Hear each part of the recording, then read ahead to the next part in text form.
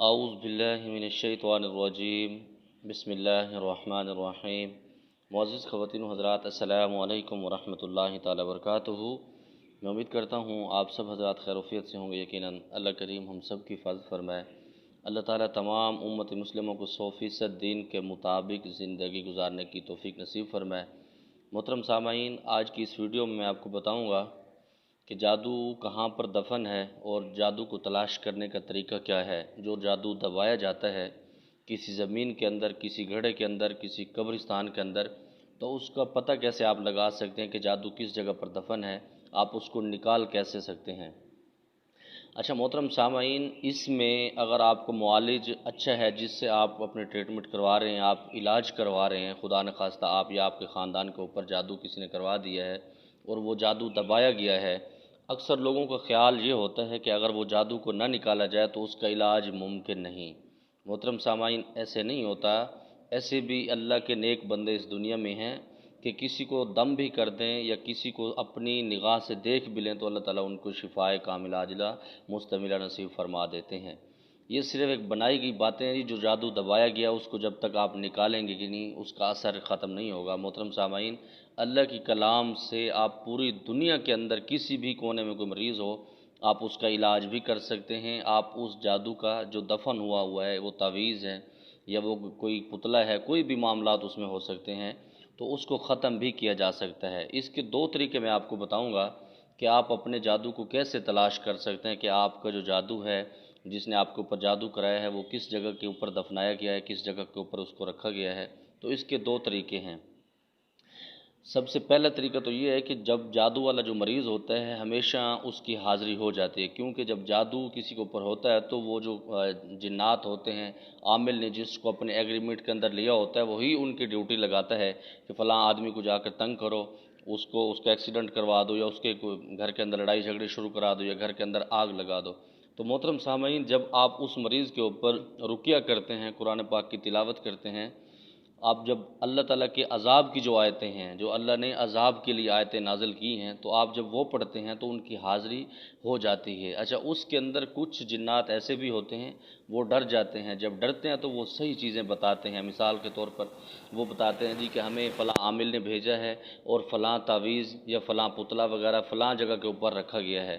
تو محترم سامعین، اس چیز کے اوپر آپ کو یقین نہیں کرنا چاہیے، کیونکہ جنات ہمیشہ، اکثریت جو جنات کی ہے وہ جھوٹ بولتی ہے۔ اس میں کم لوگ ایسے ہیں، جنات کے اندر ایسے طبقے ہیں جو سچ کا سہارا لیتے ہیں، ورنہ یہ جھوٹ کا زیادہ استعمال کرتے ہیں۔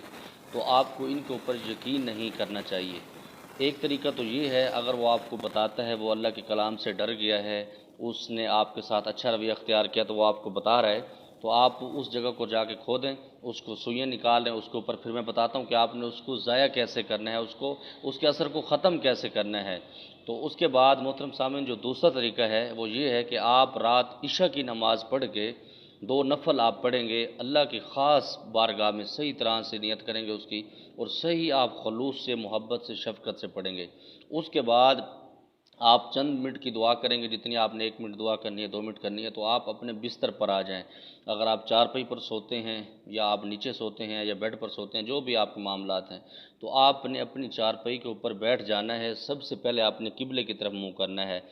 جس طرف آپ کا قبلہ پڑتا ہے تو آپ نے اس طرف منہ کر کے 3 دفعہ اول آخر درود پاک پڑھیں گے۔ اس کے بعد یہ 3 لفظ ہیں، یا اللہ یا جامع یا معید، یا اللہ یا جامع یا معید، آپ 70 مرتبہ قبلہ کے رخ پڑھیں گے۔ پھر آپ اپنے پاؤں کی طرف ہو جائیں گے تو سیدھا رخ کر لیں گے، جس طرف آپ کے پاؤں، مثال کے طور پر آپ کے پڑتا ہے بیڈ آپ کا اس طرف پڑا ہو تو آپ کے پاؤں سیدھے ہیں، تو آپ اس طرف بیٹھیں گے اور سیدھا اس طرف منہ کر لیں گے۔ تو اس وقت بھی پھر آپ 3 دفعہ درود پاک پڑھیں گے، پھر 70 دفعہ یہی 3 لفظ پڑھیں گے، یا اللہ یا جامع یا معید۔ اسی طرح پھر آپ دوسری طرف رخ کر لیں گے، پھر آپ تیسری طرف، چاروں کونوں پر آپ 70 مرتبہ یہی 3 لفظ پڑھیں گے۔ درود پاک آپ نے ہر دفعہ اس کو اضافے کے ساتھ پڑھنا ہے، ہر دفعہ جب آپ سائٹ بدلیں گے تو 3 دفعہ درود پاک ضرور پڑھیں گے۔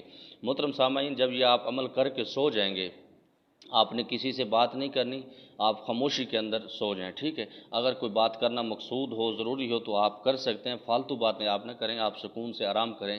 انشاءاللہ تعالی خواب کے اندر آپ کو دکھایا جائے گا کہ آپ کا جادو کس جگہ پر دفن ہے یا کس جگہ کے اوپر پڑا ہوا ہے۔